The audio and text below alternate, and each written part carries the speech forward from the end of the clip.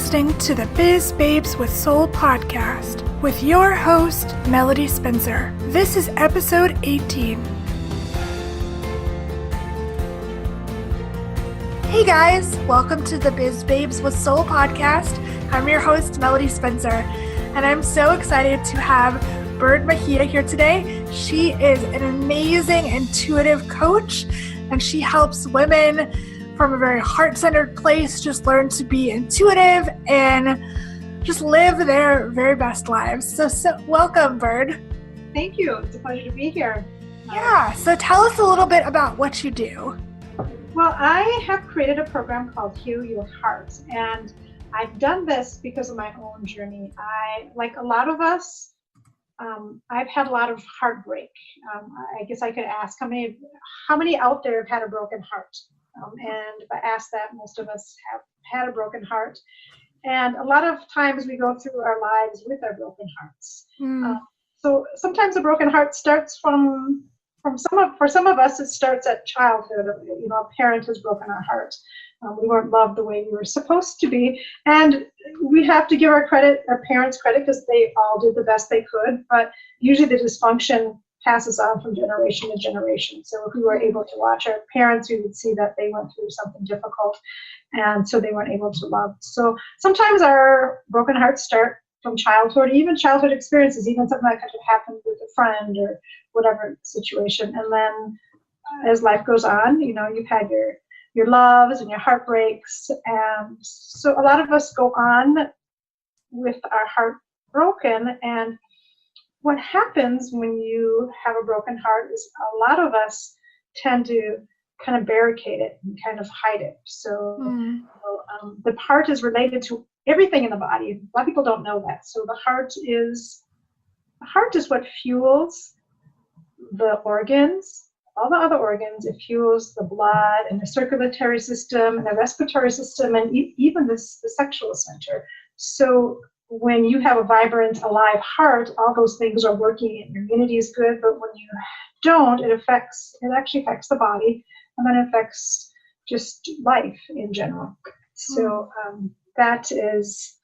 I've had a lot of hard things I've had to deal with. And in my process, a few years ago, I woke up and, I have 2 master's degrees, and I have been teaching online writing classes for years. I had what looked like from the outside a long, successful marriage, my child and such. And I woke up and I had known it. I had known it for a long time, but it took me a long time to actually really face it. I wasn't very happy. And I don't think I'd been happy a lot of my life. I wasn't very joyful. I wasn't even very joyful as a child. I was a very serious child. There was a lot of pressure on me to be perfect and to lead a good example, like a lot of us have.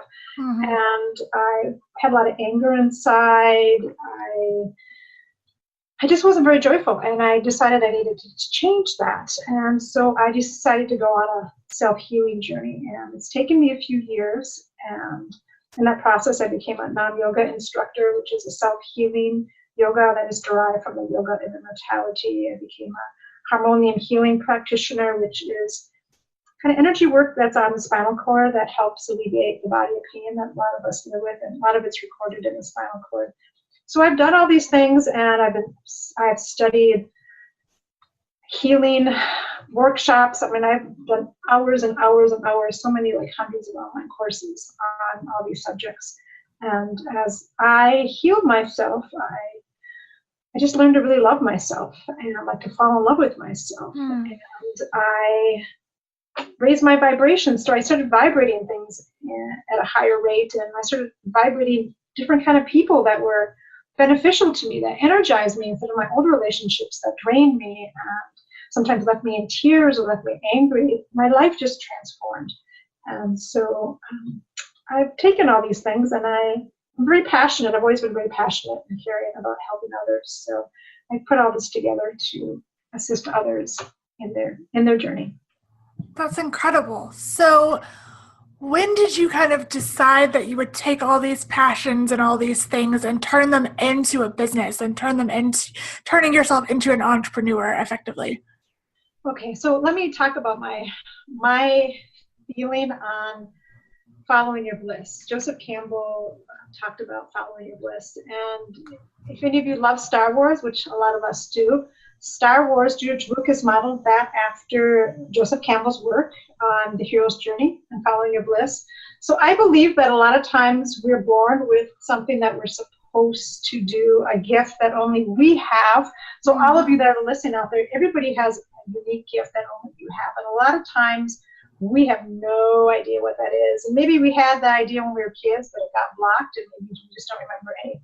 So a lot of times we go through life and you have an instinct about it from your inner desires. So, Star Wars is actually a model of how you follow your hero's journey, and someone comes along to your life or a new situation comes along and pushes you, and you do not want to go for the call. You resist the call. And eventually you do, and that's your journey. And sometimes the journey is like this huge labyrinth. So it could be that, maybe you've always wanted to take a writing class, for example, and you don't know why, but, people tell you that you can't write, or, parents run against that, or took a class in school and they said you're a horrible writer. So sometimes you resist it, and then eventually you do. And then maybe that writing class leads to a different kind of career you had never thought about, or you meet somebody in a writing class that takes you another direction, and that direction takes you someplace else. So it's kind of like this labyrinth. So that was kind of what it was for me, is that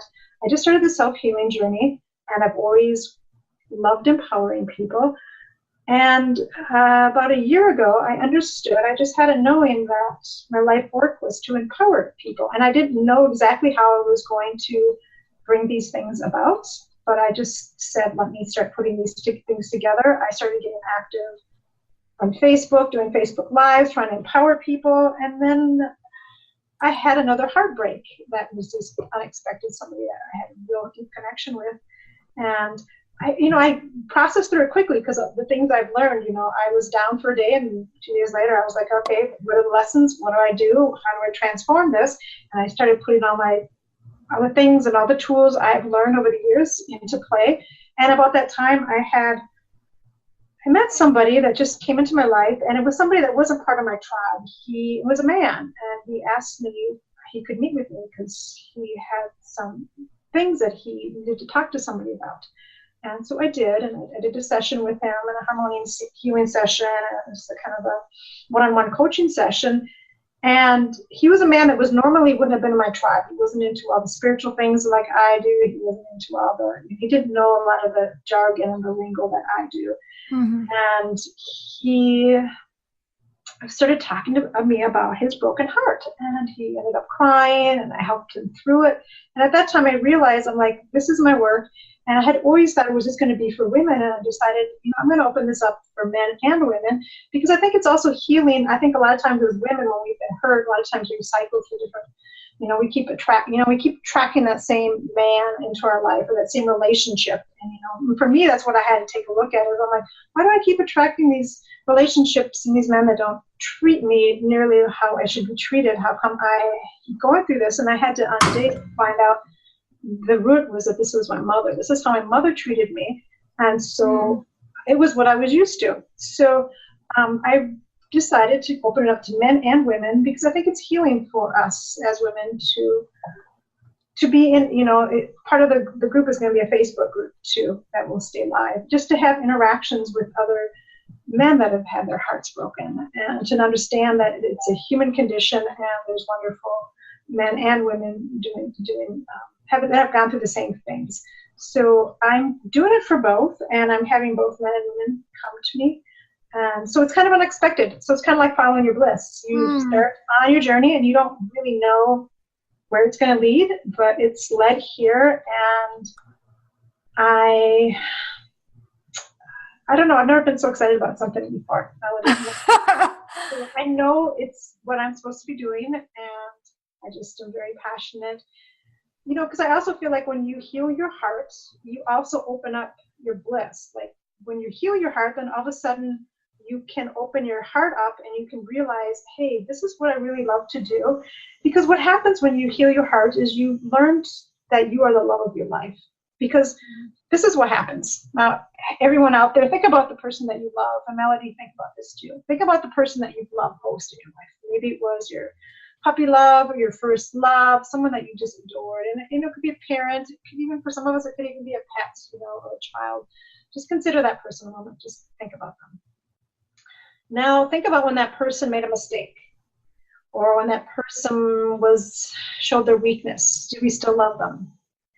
Yes, we loved them no matter what. No matter what they did, we were always there for them. We just adored them. We saw their good and their bad, and we supported and loved them because that's what love is, right? Mm-hmm. So how many of us can look in the mirror and take the way we love the person we've loved most in our life and turn that onto ourselves and truly look in the mirror and truly love ourselves the same way? I know for me, I couldn't do that. I was a giver. I've been giving and giving and giving, but I wasn't so good about giving to myself. And when you're not able to do self-care, really give to yourself, it is a form of not really truly loving yourself. So that is one of the processes that I've learned, is to really fall. I call it, you have to fall in love with yourself.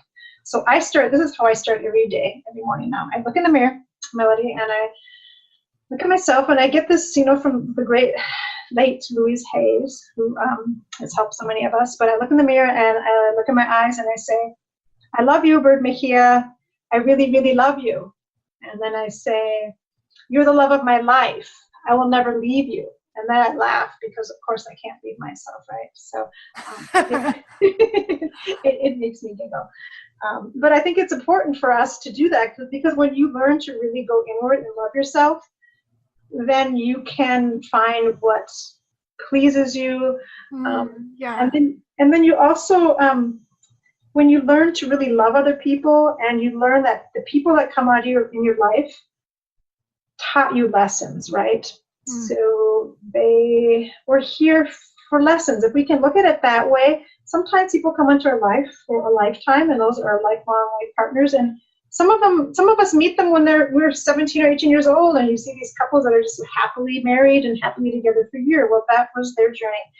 For a lot of us, it's not that. We have different people that are karmic relationships or soulmate relationships that come into our lives to teach us lessons. And instead of afterwards, when they're gone, just wallowing in a heartbreak and why did they do this and what's wrong with me? Because that's how I'm like, what is wrong with me? Well, why does this keep happening? How come this man doesn't treat me well? How come this man's leaving me again? Why did my mother do this to me? How come she wasn't there? Well, the truth is, it had nothing to do with you. It had to do with them and their own wounds. And I look at it now that they had a lesson to teach me. And my greatest lesson was that it made me go inward and truly love myself. And it made me strong, even the hardest things. So the things that I've gone through that have been really difficult, and I have been through some really difficult things and some toxic relationships that were not healthy for me. And I bless all the people that have come. And the thing is, I have one ex that was particularly awful to me afterwards. And I am thankful because guess what? He can come in. I still love him. He can come into my room and into my space, and I can look at him honestly in the eyes and say, I still love you. Now, that does not mean because the relationship was toxic, I want him in my life. There's a difference between that. I don't want him in my space because that's not honoring myself. But you can still have someone that's not there, and you can still send them love. And, if it's someone that has passed away, that is not here any longer, well, there's a heart cord. You can still feel that person. When we love, they're always there. And when we love somebody no matter what, and when we can still love them even if they're not in our lives anymore, we can bless them, it just strengthens us because it makes us love more. And if we can love more, how can that disempower you? It actually just empowers you. It fuels you. Like if you can still love no matter what, that's why I call my heart. I've had this broken heart and I turn it into a titanium heart. So no matter what happens, nothing's going to keep me from loving and giving love and just being love, because I believe that we're here to love and to learn to love. So that is absolutely. Yeah, that's such a beautiful sentiment. So as you've been creating this business, what has been the scariest, biggest challenge you've come up against so far? The biggest challenge was leaping from my job. Because I worked at a job for years and it wasn't what I wanted to do, and I knew it, but it was safe. And for months and months and months, I had an inner knowing that I needed to leave. And I am supporting my daughter now on my own. So it wasn't like I could just, go crash at a friend's house if things didn't work out. I have, that's not going to be acceptable for my daughter to say, we're going to go live in a living room with somebody. I have to maintain a wonderful home for her. So there's a Native American proverb that says, along life's journey, you'll come to a great chasm. Jump. It is not as wide as you think. So I came to that great chasm, and it's freaking scary. When you think about a chasm, you jump in. If you fall, you might die, right? Yeah. So scary. So most of us are not going to jump that. But for me, taking that leap from the job was, and I had been working part-time for a long time, so I didn't do it just being silly and stupid. For me, it was just that I can't continue juggling working full-time and working part-time business for all these, I had been doing it for years. Like eventually I had to leave, and I had to trust that I would have my wings and I would learn along the way how to do all those things. So that for me was the biggest thing. I think it's about following my bliss or following my instinct. My instinct said it was time to do that, and that was really scary. So what gave you the courage to make that leap? I think just trusting my intuition and trusting, the divine that this was calling to me, and understanding that my purpose was to help other people, and I was sitting in my job. I wasn't doing that, and the longer I waited, the less people I was able to help, and also that I physically couldn't do it anymore. I had been doing it like that for years, working 2 jobs, working my own business, and working this. I just physically, there's no way, I would have slept 2 hours a day in order for me. So for me, it came to this point where, like, I don't have a choice. Like, I have to do this. And the other thing that was a huge challenge for me was, Melody, people see me now, and they, I've got these photos, and they're like, oh, she likes being on camera. And I have been doing a lot of Facebook Lives, and we'll be starting a YouTube channel. By the time you're listening to this, I probably have started my YouTube channel already, Bird Mejia, but it will be Bird Mejia Art of Balance. I have always been afraid of the camera, and I've always been petrified of being on videotape. So if you look at most of my life as an adult, you don't see many pictures of me. I don't have that many pictures of me. People are taking photographs. I usually I'd always put my hand up or go away. I didn't like photos. And when I was in the 3rd grade, they recorded me doing a speech. Melody, I was mortified. I hated my voice. I was like, oh my God, is that what I sounded like? So I've always hated it and been afraid. And I had an understanding again about a year ago that I was supposed to empower people, and I needed to brand myself in order to do that. So it was kind of like, God telling me, divine, universe, whatever you want to call it. But it was like Spirit telling me, this is what you're going to do, and this is how you're going to do it. And I was like, okay, let me do it. And just a few months ago, about 6 months ago, 5 months ago, I did my first Facebook Live, and I joined a women networking group, which was wonderful. I was around women. That was another big thing. I was around women that are very successful financially in their businesses, and that was big for me because I'd always been around people that were struggling. So, but they challenged us, and they challenged me that they needed to do a Facebook Live. And so I told all my friends that I was doing one on a certain day at a certain time, Tuesday at 7 o'clock. And I got on there, and I started talking. And because it's live, you can't stop. Because 2 minutes through, Melody, I started, and I thought after 2 minutes, I'm like, oh, this is really uncomfortable. I do not want to do this. I want to quit. I had 10 of my friends watching me live, so I couldn't just stop. So I just continued. And I discovered that when the lives were easier for me because I was actually, right now I'm talking to a live person, I'm talking to you. So I just looked at it. People are listening to me, and I'm just talking to them like they're in my living room. So it helped me. But the first time, oh my goodness, I said so many times. And then afterwards, I was literally shaking. My hands were shaking for 40 minutes afterwards. I was so scared. But then it just kind of gets easier. And it's kind of one of those things. They also say that sometimes the thing that you most fear is what you're supposed to be doing. It's kind of following your bliss. Sometimes the cave that you're afraid to enter is where your treasure lies. So that cave that I was afraid to enter was talking on camera and being on camera. That was my cave that I was afraid to enter all my life. And when I entered it, and I was brave, and I entered this thing that was really scary to me, there was my treasure. Because my treasure is that it flows for me, and I'm able to impact people and reach people and ultimately change people's lives because I was able to do that. And for me, that's the biggest treasure.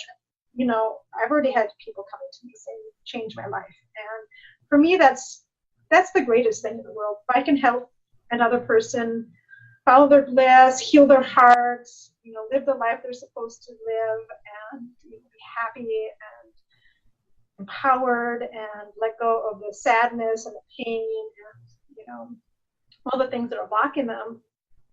For me, there's nothing greater. So that's my treasure. So that's amazing. Well, this has been such a fun conversation. Where can people find you if they want to connect with you and learn about you and your program? Well, you can find me, probably the easiest way would be to go to my website. It'll talk about myself and the program. So it will be Bird Mejia, B-I-R-D, like a bird. It's a bird, everybody. Bird. And then Mejia is MEJIA.com. So it's a Mexican name. That's why the J is pronounced like an H. So it's birdmejia.com. You can also find me on Instagram and Facebook under Bird Mejia Art of Balance. But probably birdmejia.com would probably be the easiest way to find out about my programs and what I do. So wonderful. Well, thank you so much for being on the show, and it was so wonderful to hear more about you and what you're doing, and I look forward to just seeing you flourish and blossom in the rest of 2018. Thank you, Melody. It is a joy. I love what you're doing. I love how you're empowering women and how you are following your own bliss, and you are serving us and women and everybody. I'm very thankful to be here, very thankful to be on the journey. Well, thank you. All right, well, thanks, guys. I will talk to you later. Bye. Bye.